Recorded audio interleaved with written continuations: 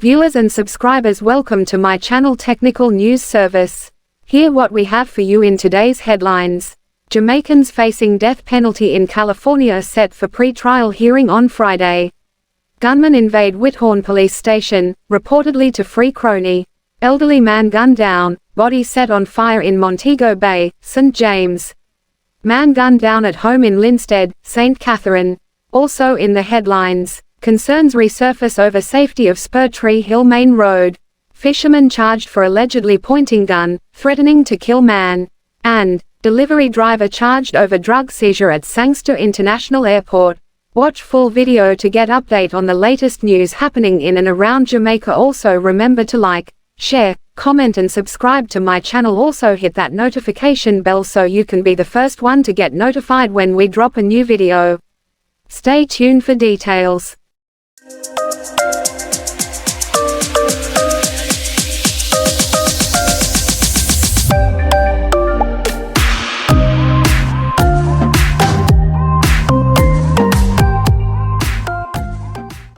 Now the news in details.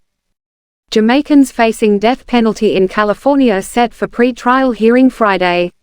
A former Jamaican cop turned dancehall producer and two other men are set for a pre-trial hearing in California on Friday in relation to a 2019 home invasion robbery and murder in Irvine, California. The jury trial within the matter will start on October 6 within the Orange County Superior Court docket, according to California court records. The former cop, Omar Miller, otherwise known as Miller 9, 44, and another Jamaican, Andre Andrews, 37, are charged together with 36-year-old Devin Quinlan. Miller was freed of a murder charge in Jamaica over a decade ago.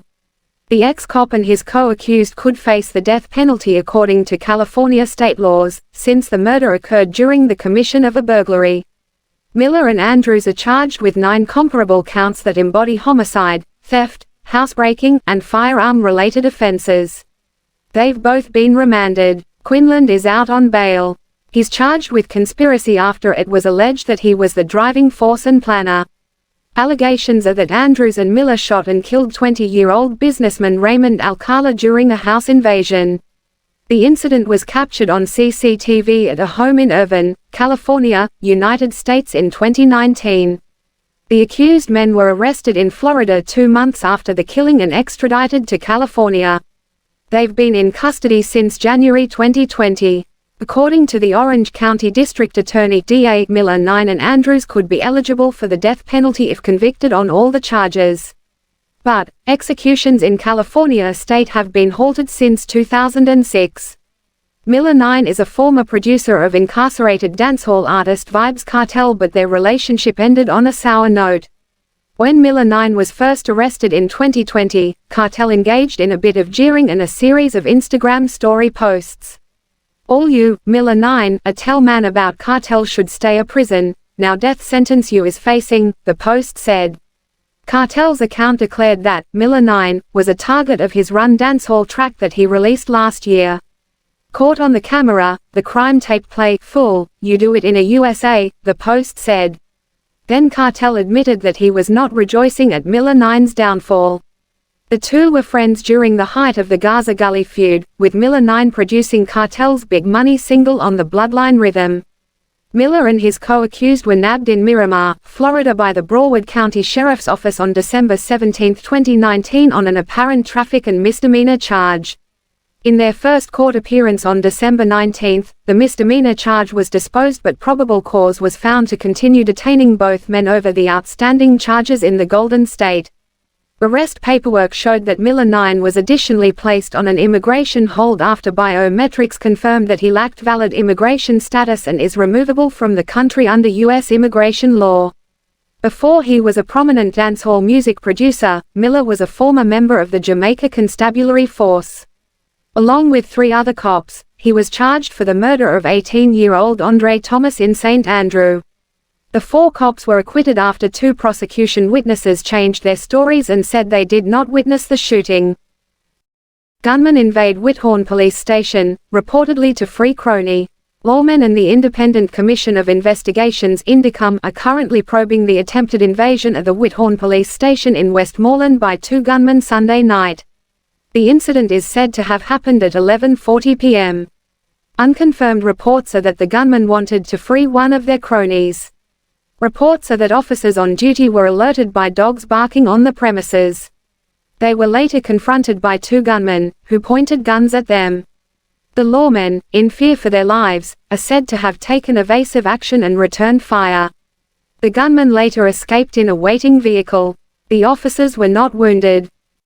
The Barnett Street Police in Montego Bay, St. James are investigating the death of an elderly man who was shot multiple times and his body set on fire by gunmen on Sunday morning. The deceased has been identified as Tony Allen of New Road in Cambridge in the parish. He is believed to be in his late 60s. It is reported that about 3 a.m., men armed with M16 rifles drove to a section of Railway Lane in downtown Montego Bay and then walked into a yard along Dean's Lane where Allen was staying with family members. The gunman reportedly cornered the elderly man who was outside in the yard and opened fire, hitting him several times, before setting his body on fire with a Molotov cocktail.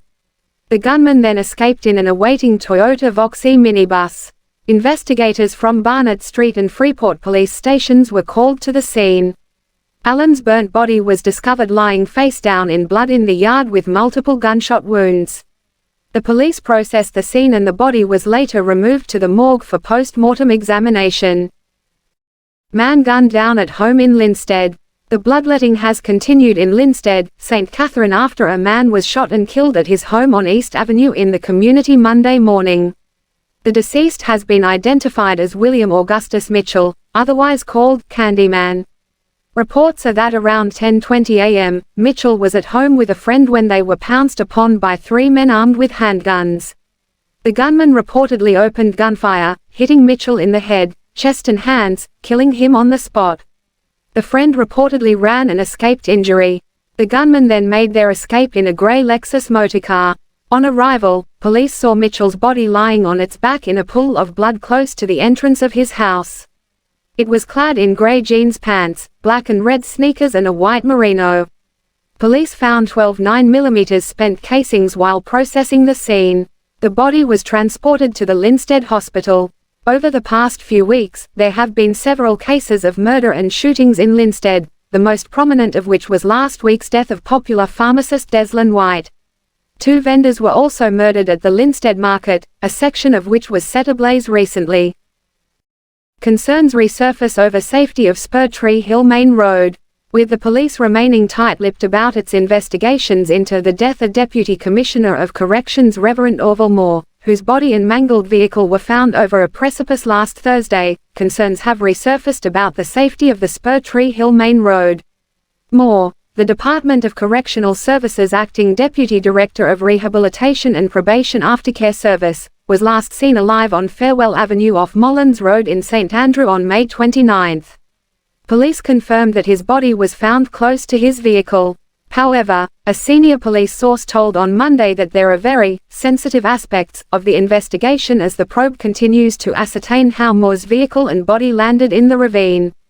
The Spur Tree Main Road links Mandeville and its environs to St Elizabeth and points west. Heavily laden, slow-moving trucks often hinder traffic on the steep, difficult hill, and there have been a number of fatal crashes involving trucks down the years. Road safety experts say inexperienced drivers, overweight and defective vehicles are among the main causes for mishaps on the crash-prone road. When contacted for an update on plans to address safety concerns, National Works Agency Communications Manager Stephen Shaw said improvements have been made to the Spur Tree Hill Road over the years. It is as safe as we possibly can make it with the terrain out there. Things have been done over the years to improve the safety element along the road, Shaw said on Monday. For example, we have climbing lanes out there, signs have been erected, and so it is really from an engineering standpoint.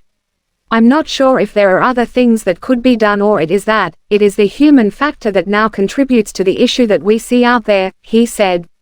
Without a doubt, human factors have been impacting the space. We really have been trying to improve the situation, but that is why it is called an accident. Accidents do happen, added Shaw. When asked if barriers will be installed on the road, Shaw pointed out that plans for the highway network linking the south coast are still being considered. I don't know, are that being contemplated at this time? What I know of has been a new road to extend the toll road out there. I know that at least a preliminary design has been done for that area in respect for the road leading to the South Coast Road heading towards Negril," said Shaw. Fisherman charged for allegedly pointing gun, threatening to kill man.